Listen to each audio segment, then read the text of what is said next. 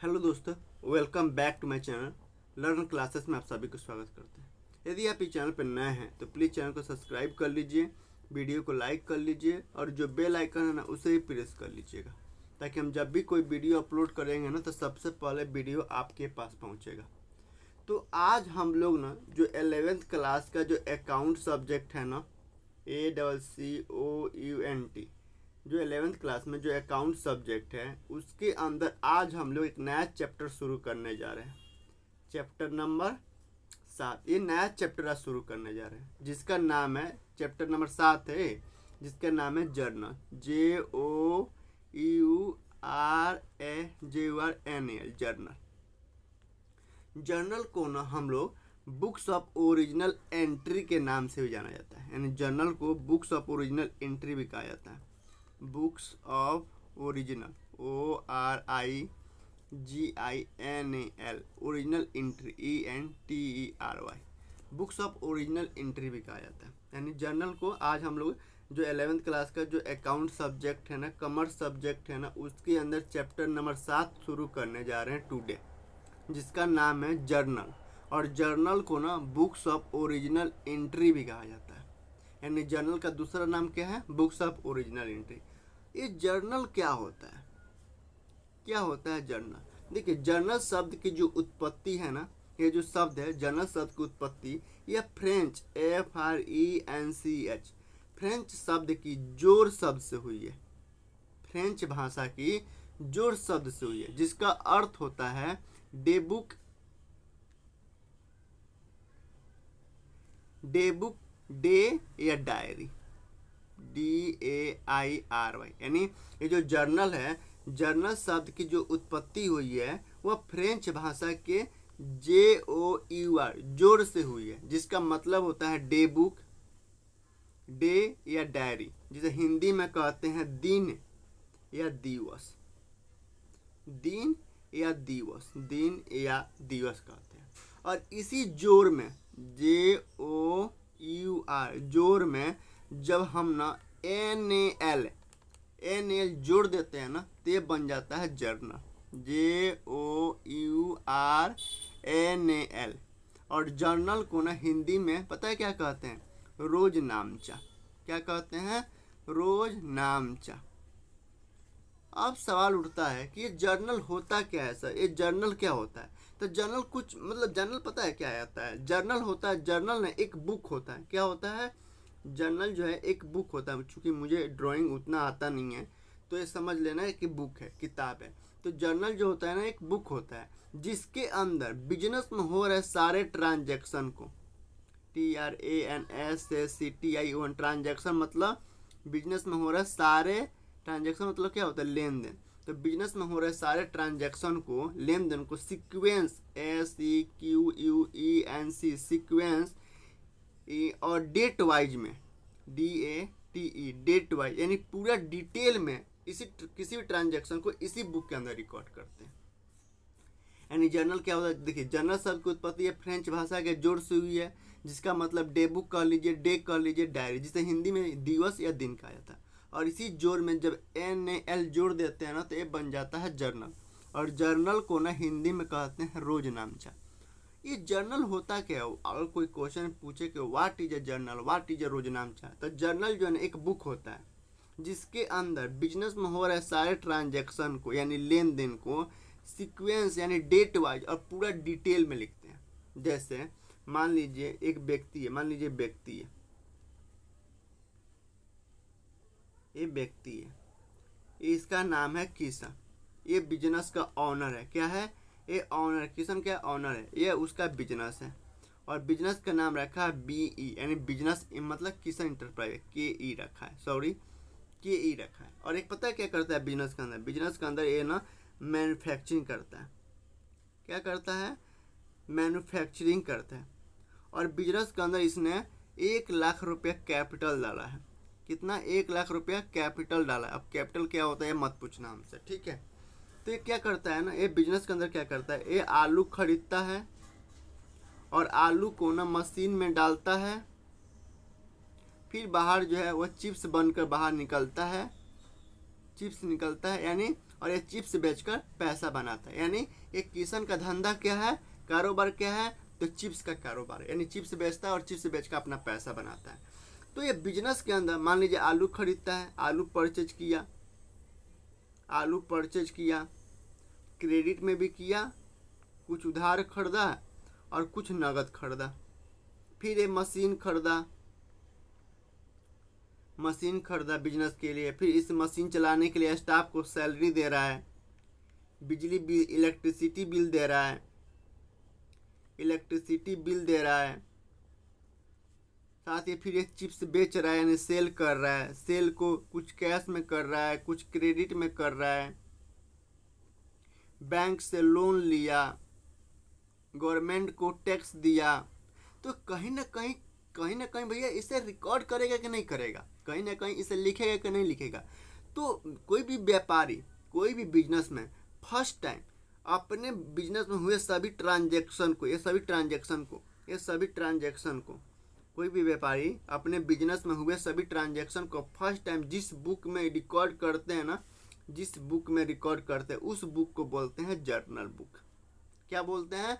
Journal book बोलते हैं। तो यानी जर्नल बुक क्या होता है? जर्नल क्या होता है? एक मतलब जर्नल एक बुक होता है, यानी जर्नल एक बुक होता है जिसके अंदर बिजनेस में हो रहे सारे ट्रांजैक्शन को सीक्वेंस एंड डेट वाइज में फर्स्ट टाइम रिकॉर्ड करते हैं। जैसे बिजनेसमैन है, ये सारे ट्रांजैक्शन, इतना ट्रांजैक्शन किया तो कहीं ना कहीं लिखा पढ़ी करेगा, कहीं ना कहीं रिकॉर्ड करेगा। तो ये first time FIRST first time जहाँ रिकॉर्ड करेगा ना, उस बुक को, जिस बुक में रिकॉर्ड करेगा उस बुक को बोलते हैं जर्नल बुक। जैसे जब हम लोग छोटे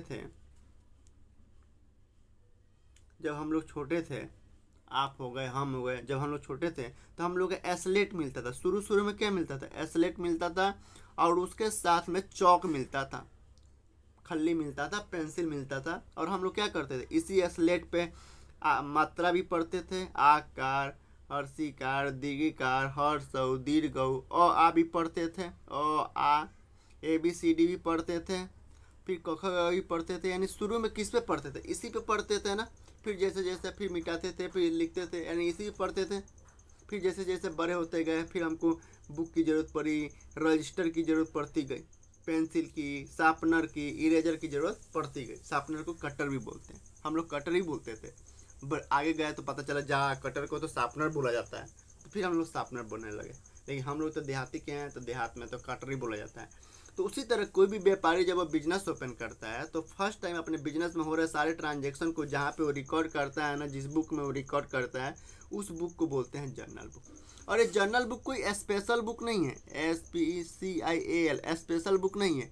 मतलब इसका मतलब ये नहीं कि भाई जर्नल एंट्री करना है तो हमको मतलब कोई ऑर्डर दे के ऑर्डर में कोई बुक छपवाना पड़ेगा, कोई रजिस्टर खरीदना पड़ेगा, नहीं। ये कोई स्पेशल बुक नहीं होता है। जो मार्केट में रजिस्टर बिकता है ना, 5 रुपया, 25 रुपया, 50 रुपया, 100 रुपये का जो रजिस्टर बिकता है ना, 100 रुपये का जो रजिस्टर बिकता है, उसी रजिस्टर को आप जर्नल बुक बना सकते हो। भाई ऊपर क्या करना है? जैसे आप मैथ का बुक खरीदते हो, तो उस पर ऊपर लिखा होता है कि ये मैथ का बुक है। साइंस का बुक खरीदते हैं तो उसके ऊपर लिखा होता है कि साइंस का बुक है। या हम घर पे आके कोई चीज़ का फेयर करते हैं तो उसके ऊपर मतलब मान लीजिए एक रजिस्टर खरीदे 100 रुपये का, उस पर साइंस लिखे है, तो साइंस का सारे चीज़ उसी में लिख रहे हैं, तो उस पर लिख देते हैं साइंस का है भैया। उसी तरह आप कोई भी रजिस्टर खरीदिए और उसके ऊपर न लिख दीजिए ये जर्नल बुक। जर्नल बुक का मतलब ये हो गया कि बिजनेस में हो रहे सारे ट्रांजैक्शन को इसी में रिकॉर्ड किया गया। तो ये कोई स्पेशल बुक नहीं होता, मतलब ये नहीं कि ऑर्डर दे के बनवाया जाता है। जो मार्केट में बिकता है ना रजिस्टर, उसी रजिस्टर को जर्नल बुक बना सकते हैं। और एक शब्द आता है जर्नलाइजिंग, JOURNAL, जर्नल करके IS लगा देना, फिर ING लगा देना, जर्नलाइजिंग। अब ये जर्नलाइजिंग क्या होता है? तो जर्नल बुक के अंदर मान लीजिए जर्नल बुक हो गया JB हो गया जर्नल बुक। तो जर्नल बुक के अंदर किसी भी ट्रांजैक्शन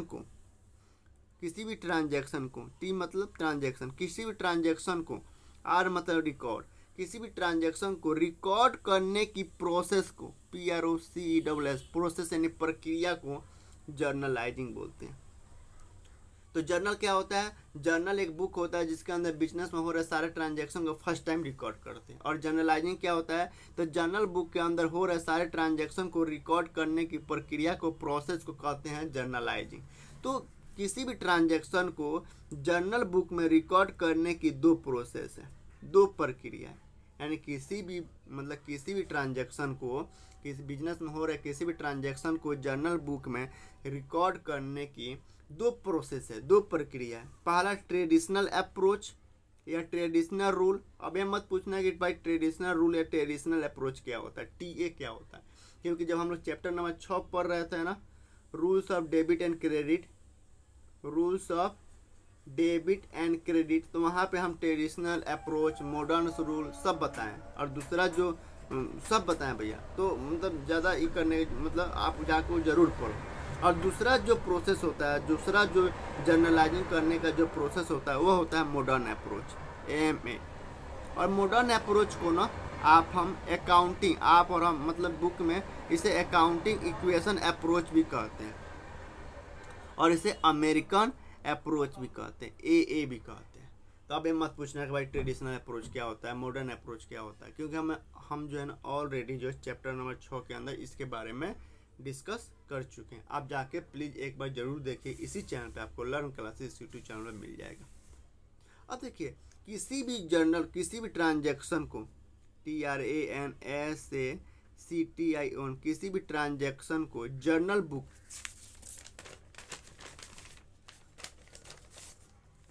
किसी भी ट्रांजैक्शन को TRANSACTION, किसी भी ट्रांजैक्शन को जर्नल बुक में रिकॉर्ड करने के लिए एक फॉर्मेट होता है।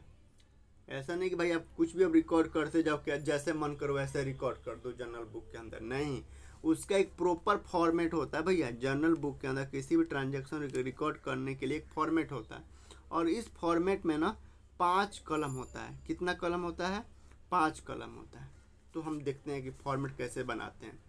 फॉर्मेट में एक लाइन खींच देना और एक और नीचे लाइन खींच देना, इसमें 5 कलम होता है। तो जो पहला कलम होता है ना, वो होता है डेट का कलम। किसका कलम होता है? डेट का, जिसे हिंदी में बोलते हैं तिथि। दूसरा जो कलम होता है ना, यह पार्टिकुलर्स का कलम होता है, और पार्टिकुलर्स का कलम हमेशा थोड़ा बड़ा रखिएगा, जिसे हिंदी में बोलते हैं विवरण। ठीक है। तीसरा जो कलम होता है वो होता है एलएफ। एलएफ का फुल फॉर्म होता है लेजर फोलियो। क्या होता है? Ledger folio, LEDGER, ledger folio. इसका कोई मतलब नहीं होता, लेजर फोलियो का कोई काम नहीं है जर्नल बुक के अंदर, लेजर फोलियो का कोई काम नहीं है। फिर आपको ऐसा, जब कोई काम नहीं है तो आप यहाँ क्यों रखें इसको, जगह छेक रहे, हटा ना दीजिए। नहीं भैया, ये ना फॉर्मेट का पार्ट होता है। अगर भैया, अगर आप ये जो लेजर फोलियो आप नहीं लिखते हो ना, तो जो एग्जामिनर है ना, आपका नंबर काट भी सकता है। वो लगेगा उसको कि यार ये जो लड़का पढ़ा है ना, अच्छा टीचर के पास नहीं पढ़ा, हटा इसका नंबर काटो। लेकिन आपको नंबर कटवाना है, नहीं कटवाना ना, तो हमेशा यह फॉर्मेट में जरूर बनाइएगा। पहला डेट का कलम, दूसरा पार्टिकुलर्स का, तीसरा लेजर फोलियो का, जिसे हिंदी में कहते हैं लेजर फोलियो के हिंदी में कहते हैं खाता पृष्ठ संख्या। और 2 जो कलम होता है ना, ये अमाउंट का कलम होता है। पहला डेबिट अमाउंट का कलम होता है, डेबिट का अमाउंट होता है, कलम होता है, और दूसरा क्रेडिट अमाउंट का कलम होता है। और नीचे यहाँ पे रुपया जरूर लिख देना। फॉर्मेट ऐसे ही बनाना है आपको, तो फॉर्मेट एक बार जरूर देखना। अब देखिए, डेबिट एंड क्रेडिट का 2 कलम क्यों होता है। देखिए, हम सब जानते हैं कि कोई भी ट्रांजैक्शन का ना, किसी भी ट्रांजैक्शन के 2 एस्पेक्ट, ASPECT, 2 एस्पेक्ट मतलब 2 पहलू तो जरूर होता है। अब हम आपको पढ़ाए थे डबल एस्पेक्ट प्रिंसिपल। जब हम प्रिंसिपल की क्लास करा रहे थे ना, तो उसमें हम बताए थे डबल एस्पेक्ट प्रिंसिपल। यदि आप नहीं देखें तो जाकर जरूर देखिए। तो किसी भी ट्रांजैक्शन के मिनिमम 2 एस्पेक्ट तो जरूर होता है। जिस तरह एक सिक्का में 2 पहलू होता है, एक हेड और दूसरा टेल, यानी हिंदी में कहा तो चित्त और पट। उसी तरह एवरी ट्रांजैक्शन में 2 एस्पेक्ट जरूर होता है। तो जो पहला एस्पेक्ट होता है ना, पहला एस्पेक्ट को क्या बोलते हैं? डेबिट बोलते हैं। और दूसरे एस्पेक्ट को क्या बोलते हैं? क्रेडिट बोलते हैं। तो भाई, डेबिट वाला जो अमाउंट होगा ना, डेबिट के कलम में लिखेंगे, और क्रेडिट वाला जो अमाउंट होगा, क्रेडिट के कलम में लिखेंगे। ठीक है। जैसे मान लीजिए 2025 चल रहा है, 2025 में 2025 में जनवरी 5 जनवरी को यानी जनवरी 5 को बिजनेस ने परचेज किया है, गुड्स परचेज किया है। परचेज अकाउंट डेबिट, भाई दो अकाउंट ओपन होगा। एक तो भाई बिजनेस ओपन किया, बिजनेस के अंदर गुड्स खरीदा जा रहा है तो दो अकाउंट ओपन होगा। मॉडर्न अप्रोच के हिसाब से हम सब चीज़ बता दिए। दो अकाउंट ओपन होगा, एक तो परचेज अकाउंट ओपन होगा और दूसरा कैश अकाउंट ओपन होगा। दूसरा कौन सा अकाउंट ओपन होगा? कैश अकाउंट ओपन होगा, कैश अकाउंट ओपन होगा। और डेबिट अभी हटा दीजिए, ठीक है। तो अगर बिजनेस जो है अपने लिए गुड्स परचेज करता है कैश में तो कितने अकाउंट ओपन होगा? दो अकाउंट ओपन होगा। पहला परचेज अकाउंट ओपन होगा और दूसरा कैश अकाउंट ओपन होगा। अब बताइए परचेज क्या होगा, डेबिट होगा कि क्रेडिट होगा? तो मॉडर्न अप्रोच में बताए थे कि पूरे के सारे अकाउंट्स को ना 5 भागों में बांट दिए, एसेट, एक्सपेंसेस, लायबिलिटी, इनकम और कैपिटल। और जब भी बिजनेस अपने लिए गुड्स खरीदता है तो हमेशा बिजनेस के लिए खर्चा यानी एक्सपेंस में जाएगा। और जब एक्सपेंस बढ़ रहा है यानी हम गुड्स खरीद रहे हैं तो एक्सपेंस बढ़ रहा है, तो जब एक्सपेंस बढ़ता है तो क्या करते हैं? डेबिट करते हैं। और कैश क्या होता है? कैश को मॉडर्न अप्रोच के हिसाब से किस अकाउंट के अंदर रखा जाएगा? एसेट अकाउंट में रखा जाएगा, क्योंकि कैश बिजनेस के लिए एसेट है। लेकिन एक कैश जो है बिजनेस के बाहर जा रहा है, यानी कैश जो बिजनेस के अंदर घट रहा है, तो जब एसेट बढ़ता है तो डेबिट करते हैं, घटता है तो क्या करते हैं? क्रेडिट करते हैं। सी तो हम परचेज अकाउंट डेबिट और कैश अकाउंट क्रेडिट करेंगे। लेकिन जब भी जर्नल एंट्री पास करते हैं तो डेट के कॉलम में क्या लिखेंगे? सबसे ऊपर लिखेंगे ईयर लिखेंगे। जैसे 2025 है ना तो सबसे पहले ईयर लिखेंगे। फिर जो है जो महीना चल रहा है उस महीना को लिखते हैं। जैसे जनवरी चल रहा है तो जनवरी, और कितने तारीख, जनवरी में कितने तारीख को हम ट्रांजैक्शन कर रहे हैं तो 5 तारीख करना, तो फिर हम जो डेट होता है ना उस डेट को लिखते हैं। यानी सबसे पहले डेट के कॉलम में ऊपर ईयर लिखते हैं, फिर मंथ लिखते हैं, फिर जो डेट होता है उस डेट को लिखते हैं। फिर जो ट्रांजैक्शन हुआ है, जो ट्रांजैक्शन हुई है, जो अकाउंट ओपन हुआ, उस अकाउंट को इस पार्टिकुलर के अंदर रखते हैं। यानी बिजनेस के अंदर ट्रांजैक्शन करते समय जितने अकाउंट ओपन हुआ है ना उस अकाउंट को कहाँ रखते हैं? इस पार्टिकुलर के कॉलम में रखते हैं। तो कितने अकाउंट ओपन हुए हैं? दो ना। कितने अकाउंट ओपन हुआ है? कितने अकाउंट ओपन हुए? 2 अकाउंट ओपन हुआ है। पहला परचेज अकाउंट, तो हमेशा इस अकाउंट में देखना है कि जो डेबिट होगा ना सबसे पहले डेबिट का आएगा, डेबिट का अकाउंट आएगा पार्टिकुलर्स में, फिर क्रेडिट का कॉलम आएगा। तो इसने मान लीजिए 15,000 का गुड्स खरीदा, तो सबसे पहले पार्टिकुलर्स में जो डेबिट का अकाउंट होगा ना वो अकाउंट पार्टिकुलर्स में आएगा। तो परचेज अकाउंट डेबिट है तो सबसे पहले कौन आएगा? परचेज अकाउंट आएगा। तो यहाँ पे लिखेंगे purchase account debit, PRCHASE, purchase account debit. लेकिन जब डेबिट लिखेंगे ना तो हमेशा याद रखना जो लेजर फोलियो है ना, लेजर फोलियो से जस्ट पीछे, यानी जो अकाउंट ओपन किया ना, अकाउंट ओपन करने के बाद मतलब अकाउंट को लिखने के बाद कुछ स्पेस छोड़ के तब यहाँ पे यानी लेजर फोलियो के थोड़ा सा पहले डेबिट लिखते हैं। और जो क्रेडिट होता है ना, जो अकाउंट क्रेडिट होता है उसके बाद पहले डेबिट के अकाउंट लिखेंगे फिर क्रेडिट के अकाउंट। लेकिन जर्नल एंट्री जब भी हम करेंगे ना तो हमेशा याद रखिएगा कि क्रेडिट में ना हम सीयर ना लिख के सीयर के जगह पे TO2 लिखते हैं। मतलब 2 का मतलब भी सीयर ही होता है, क्रेडिट ही होता है। लेकिन जर्नल एंट्री में कभी भी क्रेडिट नहीं लिखते हैं। भाई क्रेडिट है 2 लिखते हैं, क्रेडिट नहीं लिखते हैं, बल्कि क्रेडिट की जगह पर क्या लिखते हैं? 2 लिखते हैं। और 2 का मतलब भी क्रेडिट ही होता है। जैसे कैश अकाउंट क्रेडिट है ना तो कैश अकाउंट क्रेडिट नहीं लिखेंगे, 2 कैश अकाउंट लिखेंगे और एक कैश को क्रेडिट को काट देंगे, क्योंकि क्रेडिट का मतलब ही होता है 2। और ये जो 2 होता है ना अकाउंट के पहले लिखते हैं, यानी जैसे भाई डेबिट तो आगे लिखते हैं लेकिन जब 2 होता है ना ये पीछे लिखते हैं।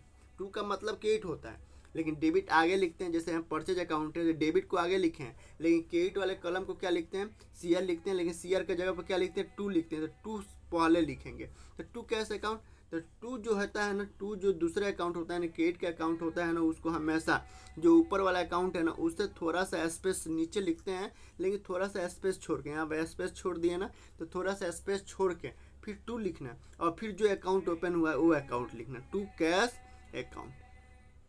अब फिर जो डेबिट का अमाउंट है, डेबिट के सामने डेबिट के कॉलम में लिखेंगे, डेबिट के सामने और डेबिट के कॉलम में लिखेंगे, आगे इधर उधर नहीं लिखेंगे, पूरा सामने लिखेंगे और डेबिट के कॉलम। उसी तरह जो क्रेडिट का अमाउंट है ना, क्रेडिट का अमाउंट है, जैसे हम आपको पढ़ाए थे मनी मेजरमेंट प्रिंसिपल कि बिजनेस के अंदर जितने भी ट्रांजैक्शन हर एक ट्रांजैक्शन को मनी के टर्म में मेजरमेंट करते हैं, मनी के टर्म में लिखते हैं। तो कैश कितना जा रहा है 15 रहेगा, तो कैश क्रेडिट हो रहा है ना, तो क्रेडिट के कलम में कैश क्रेडिट वाले अकाउंट के सामने लिखेंगे। तो यहाँ पे क्रेडिट के सामने लिखेंगे लेकिन क्रेडिट वाले कलम में, ठीक है। और यहाँ पे चूंकि कुछ भी नहीं है तो यहाँ पे ना एक लाइन खींच देते हैं ताकि ये पता चले कि यहाँ पे कोई फिगर नहीं डाला गया, ठीक है। आई होप कि आप समझ गए होंगे। फिर जो ट्रांजैक्शन आप किए हैं ना, उस ट्रांजैक्शन का एक समरी लिखते हैं। समरी मतलब नारेशन लिखे हैं, नारेशन लिखते हैं ताकि समझ में आए कि जो एंट्री पास किए हैं किस चीज़ का एंट्री है। तो हमने गुड्स परचेज किए हैं तो हम अंग्रेजी में नारेशन लिखते हैं, अंग्रेजी में लिखते हैं जिसे हम नारेशन बोलते हैं। और नारेशन जो हमेशा बीइंग से शुरू होता है, being purchased, PRCHASED, purchase goods. और आपको अगर नारेशन नहीं आता है ना तो आप एंट्री करते जाओगे ना तो आपको समझ में आ जाएगा कैसे लिखना है। तो being purchase goods, being purchase goods इतना लिख के छोड़ देना। और इससे ना इस नारेशन को ब्रैकेट में हमेशा बंद कर देना। यानी जो आप एंट्री पास किए हो ना, जो आप ट्रांजैक्शन किए उस ट्रांजैक्शन का समरी जिसे हम नारेशन बोलते हैं, उसका नारेशन लिखना है ताकि सामने वाला जो एग्जामिनर है ना वो समझ सके कि क्या चीज़ का ट्रांजैक्शन हुई है। और इस ट्रांजैक्शन को हमेशा बीइंग से शुरू करते हैं, बीइंग से शुरू करते हैं। और ब्रैकेट में जब नारेशन कंप्लीट हो जाता है ना तो उसे ब्रैकेट में बी से ब्रैकेट में बंद कर देते हैं। फिर एक छोटा सा हॉरिजॉन्टल लाइन खींचते हैं, हॉरिजॉन्टल लाइन खींच देते हैं। इससे यह पता चलता है ना कि एक ट्रांजैक्शन कंप्लीट हो गया। फिर मान लेते हैं कि उसने जनवरी 15 को रेंट दिया, रेंट पेड किया, रेंट पे किया कितना 10,000 रुपया। तो जब भी बिजनेस रेंट पर पे करेगा तो कितने अकाउंट ओपन होगा, 2 अकाउंट। एक तो रेंट अकाउंट ओपन होगा और दूसरा रेंट में पैसा दिया होगा तो कैश अकाउंट ओपन होगा। अब रेंट अकाउंट क्या होगा, डेबिट होगा क्योंकि खर्चा है और एक्सपेंसेस बढ़ रहा है बिजनेस का। तो मॉडर्न अप्रोच के हिसाब से एक्सपेंसेस जब बढ़ता है तो क्या करते हैं, डेबिट करते हैं ना। तो यहाँ पे ऐसे एक लाइन खींच के या डॉट डॉट डॉट करके डेबिट करना।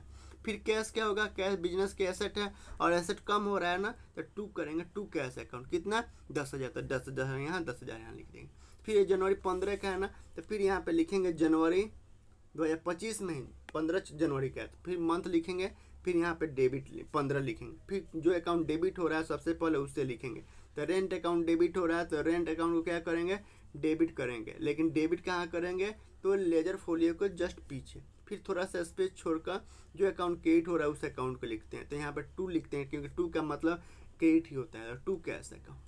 फिर डेबिट का जो अमाउंट होगा डेबिट के कॉलम में, डेबिट के कॉलम में, लेकिन डेबिट वाले के सामने 10,000 पे किए 10,000। उसी प्रकार जो अमाउंट क्रेडिट हो रहा है ना उसे क्रेडिट के कॉलम में लेकिन क्रेडिट अकाउंट के सामने लिखते हैं, ठीक है। फिर जो ये ट्रांजैक्शन पास किए हैं, ये ट्रांजैक्शन पास किए क्या चीज़ का ट्रांजैक्शन है, मतलब ये ट्रांजैक्शन क्या चीज़ का है, एक समरी लिखते हैं जिसे हम नारेशन बोलते हैं। नारेशन हमेशा बीइंग से शुरू होता है, द बीइंग रेंट पेड, ठीक है। और इसे ब्रैकेट में बंद कर देते हैं। फिर यहाँ पे एक हॉरिजॉन्टल लाइन खींच के इसे भी बंद कर देते हैं, यानी दूसरा ट्रांजैक्शन कंप्लीट हो गया। इसी तरह से करते चलते हैं, करते चलते। फिर उसी प्रकार एक चीज़ हमेशा याद रखिएगा। जैसे यहाँ पे अकाउंट ओपन किए ना, rent account, purchase account, cash account जो ओपन किया है ना, लेकिन जब पर्सनल मतलब नेचुरल पर्सनल होगा ना, NATUR natural personal account, natural personal होगा यानी कोई व्यक्ति का नाम होगा ना, कोई पर्सन का नाम होगा, व्यक्ति का नाम होगा। यदि आप किसी व्यक्ति के साथ ट्रांजैक्शन कर रहे हो तो कभी उसके सामने अकाउंट नहीं लिखते हैं। जैसे मान लीजिए आपने राम से कोई सामान खरीदे तो राम अकाउंट ओपन होगा। भाई एक तो भाई राम सामान खरीदे हैं तो परचेज अकाउंट, दूसरा राम अकाउंट, राम के अकाउंट होगा। तो कभी भी नाम के आगे ना अकाउंट शब्द नहीं लगाते हैं, कभी भी आप याद रखना, कभी भी नाम के आगे जो है ना अकाउंट शब्द नहीं लगाते हैं। जैसे कभी भी मोहन अकाउंट नहीं लिखेंगे, मोहन अकाउंट नहीं लिखेंगे, केवल मोहन लिखेंगे। सोहन अकाउंट नहीं लिखेंगे, सोहन अकाउंट नहीं लिखेंगे, बल्कि केवल सोहन लिखेंगे। लेकिन आपको मन कर रहा नहीं हम सब में अकाउंट लगा रहे हैं तो हम नाम में भी अकाउंट लगाएंगे, तो बिल्कुल लगाना। जैसे राम का अकाउंट आप ओपन करना चाहते हैं तो फिर आपको लिखना होगा राम _S लगाना, मतलब इसका मतलब हो गया का, राम का अकाउंट। जैसे सोहन का अकाउंट लिखना है तो केवल सोहन नहीं लिखना है, सोहन में एपोस्ट्रॉफी एस लगा देना, फिर लिखना है अकाउंट। ठीक है, तो आप आई होप कि आप समझ में आया होगा। ठीक है, दूसरा, जब ये मान लीजिए दूसरा, मान लीजिए ये आपने ट्रांजेक्शन करते गए, एक पेज हो गया, ट्रांजेक्शन कंप्लीट होगा। तो हमेशा जब नीचे आओगे ना, तो हमेशा टोटल जोड़ना कि डेबिट का कितना टोटल है और क्रेडिट का कितना टोटल है। फिर जैसे यहाँ पे 15, 10, 25,000 है, तो यहाँ पे टोटल लिखना, नीचे क्या लिखना, टोटल लिखना, TOTL टोटल लिखना। और डेबिट में कितना है 25,000, तो डेबिट के कॉलम में 25,000 और क्रेडिट में भी 25,000 होगा, क्योंकि डेबिट और क्रेडिट हमेशा बराबर होगा। यदि बराबर नहीं आता है तो कहीं ना कहीं आप गड़बड़ किए हैं। फिर इसको बंद करने के लिए, चूँकि ट्रांजेक्शन कंप्लीट हो गया, फिर इससे हम क्या करते हैं, ऊपर एक लाइन अमाउंट के ऊपर एक लाइन और नीचे 2 लाइन लिख कर कंप्लीट कर देते। इसका मतलब एक क्लोज हो गया। लेकिन मान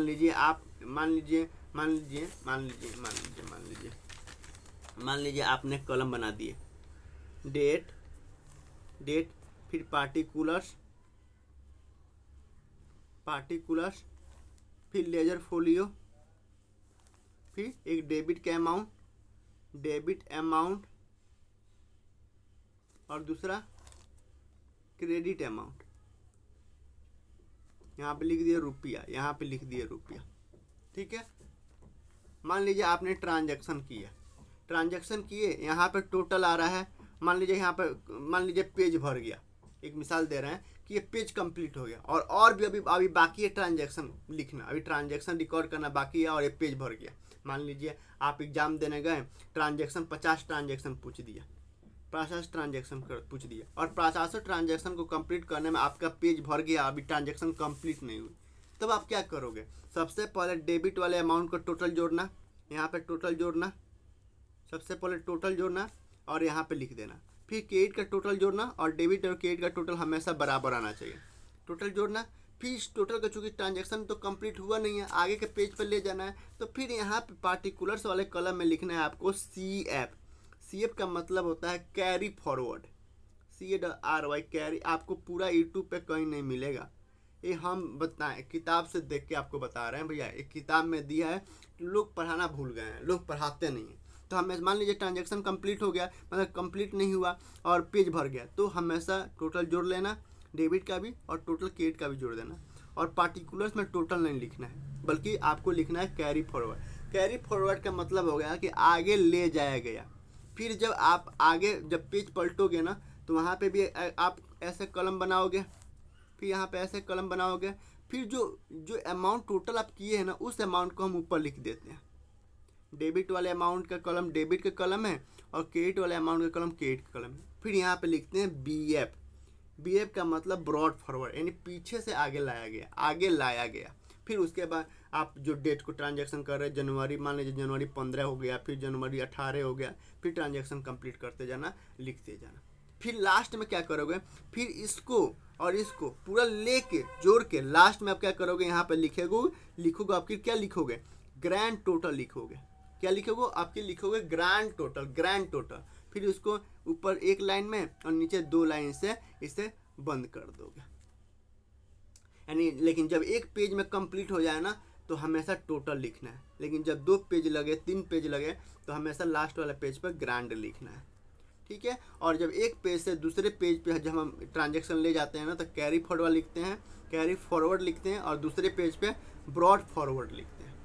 तो आई होप कि आप समझ गए होंगे कि जर्नल क्या होता है, जर्नलाइजिंग क्या होता है, ठीक है। चलिए थोड़ा सा हम लोग ना बुक देख लेते हैं, कॉपी जो हम नोट बनाए उसको पढ़ लेते हैं और कल से हम लोग ना जर्नल एंट्री शुरू करेंगे, ठीक है। चलिए देखिए, अगर आपको समझ में नहीं आया ना, तो जरूर क्वेश्चन करिएगा, सर हमको यहाँ समझ में नहीं, हम बताने का पूरा कोशिश करेंगे। देखिए जर्नल को ना चैप्टर नंबर 7 में क्या पढ़ रहे हैं हम लोग, जर्नल पढ़ रहे हैं। और जर्नल को ना बुक्स ऑफ ओरिजिनल एंट्री भी कहा जाता है। और जर्नल शब्द की जो उत्पत्ति है ना, यह फ्रेंच भाषा के शब्द जोर JOUR से हुई है, जिसका अर्थ होता है डे बुक, डे या डायरी, जिसे हिंदी में दिवस या दिन कहा जाता है। और इसी जोर में जब NAL जोड़ने से यह जर्नल बन जाता है, जिसका हिंदी अनुवाद हिंदी में मतलब होता है रोजनामचा। अब कोई पूछे कि what is a journal, journal क्या होता है, तो a journal is a book in which all the transaction of a business are recorded for the first time. यानी जर्नल एक पुस्तक है जिसमें किसी भी व्यवसाय के सभी लेन देन पहली बार दर्ज किया जाता है। और आसान भाषा में कहें ना तो आप यह परिभाषा लिख सकते हो कि जिस बही में समस्त व्यापारिक व्यवहारों का आरंभ में व्यवस्थित ढंग से लिखा जाता है उसे रोजनामचा या जर्नल कहा जाता है। और एक और डेफिनेशन लिखना हो तो ये लिख देना कि जर्नल वह पुस्तक है। मान लीजिए आपको ये दो डेफिनेशन नहीं याद है, तीसरा डेफिनेशन तो ये तीसरा डेफिनेशन लिखना है तो ये लिख देना कि जर्नल जो है ना वह पुस्तक है जिसमें व्यवसाय के समस्त लेन देनों के दोनों रूपों यानी दोनों एस्पेक्ट्स का प्रारंभिक लेखा तिथिवार व नियमानुसार यानी डेट वाइज एंड सीक्वेंस में लिखते हैं। अब सवाल उठता है कि ये जर्नलाइजिंग क्या होता है? तो कुछ नहीं होता है भैया। The process of recording transaction in the journal is called journalising. यानी रोजनामचे में यानी जर्नल में लेन देन रिकॉर्ड करने की प्रक्रिया को जर्नलाइजिंग कहते हैं। और जर्नलाइजिंग के दो मेथड है जो लुका पैसियोली साहब ने बताया था। पहला ट्रेडिशनल अप्रोच और दूसरा मॉडर्न अप्रोच, जिसे अकाउंटिंग इक्वेशन अप्रोच या अमेरिकन अप्रोच भी कहते हैं। अगर आपको ट्रेडिशनल अप्रोच के बारे में पता नहीं है, मॉडर्न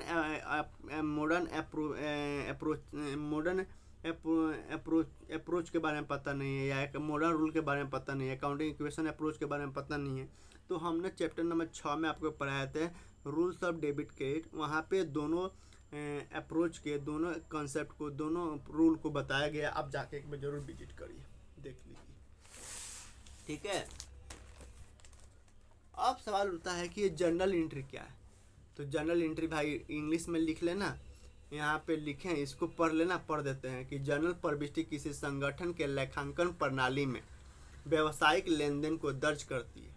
जर्नल प्रविष्टि या दोहरी प्रविष्टि लेखांकन पद्धति के मूल सिद्धांतों से ली गई है। प्रत्येक लेन देन दो खातों को प्रभावित करता है, एक डेबिट और दूसरा क्रेडिट। डेबिट को डीआर और क्रेडिट को सीआर दो शब्द या चिन्ह हैं जिनका उपयोग किसी भी लेन देन के वित्तीय प्रभाव को दर्शाने के लिए किया जाता है। छोटी फॉर्म के लिए प्रमुख रिकॉर्ड रखने के लिए जर्नल बुक रखी जाती है। जर्नल बुक तैयार करने के बाद लेन देन को खाता बही में दर्ज किया जाता है। अब खाता बही लेजर क्या होता है, जब हम लोग लेजर पढ़ेंगे तो वहाँ पे समझेंगे, ठीक है।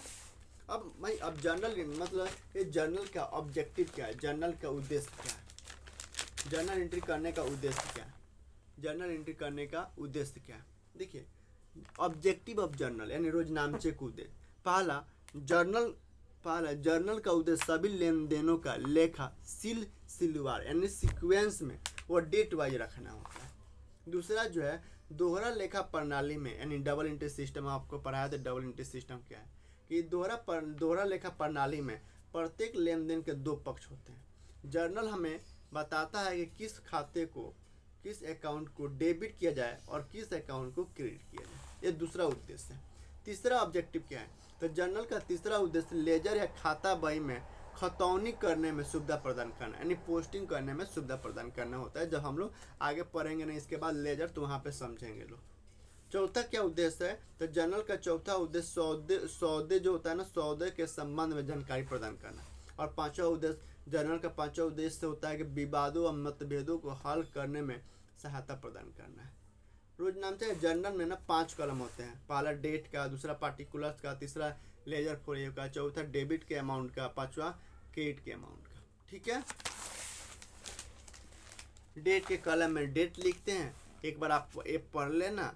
डेट के कॉलम में डेट लिखते हैं, पार्टिकुलर्स के कॉलम में पार्टिकुलर्स लिखते हैं, लेजर फोलियो कॉलम में लेजर फोलियो कुछ नहीं लिखते हैं, ऐसे ब्लैंक छोड़ते हैं, ठीक है। अब पांचवा डेबिट और क्रेडिट के जो कॉलम में है वो डेबिट और क्रेडिट के अमाउंट लिखते हैं। तो आई होप कि आपको समझ में आया होगा। फिर भी यदि आपको कहीं लगे कि मुझे डाउट लग रहा है यहाँ पे हमको सर नहीं समझ में आया है, तो आप ज़रूर कमेंट करिए, ज़रूर पूछिए, हम आपको बताने के लिए हमेशा तैयार है, ठीक है। तो ओके बाय, फिर कल मिलते हैं, बाय बाय। फिर हम लोग कल ना जर्नल एंट्री सीखेंगे। क्या सीखेंगे? जर्नल एंट्री सीखेंगे, ठीक है। मॉडर्न अप्रोच से, मॉडर्न रूल से, MR मॉडर्न रूल से। तो यदि आपको मॉडर्न रूल नहीं आता है ना तो ज़रूर एक बार पढ़ के आना, ठीक है। फिर भी मैं एक बार कल बताऊंगा आपको, ठीक है, क्योंकि कराएंगे तो देख के ही कराएंगे, ठीक है। चलिए बाय।